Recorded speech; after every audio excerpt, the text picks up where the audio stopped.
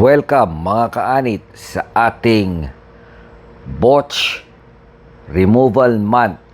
Dahil po sa mga ganitong buwan, naglalabasan ang mga nabotsa. Tingnan nyo si Sir, siya ay nagamitan ng Body Art Tattoo Ink. Tandaan nyo po, ang Body Art Tattoo Ink ay magkaiba sa Cosmetic Tattoo Ink. Ang mahirap pa nito, marami po siyang metallic properties na napakahirap at matagal tanggalin ng laser o laser removal. Ito po si Sir, pagkatapos namin siyang na-repair.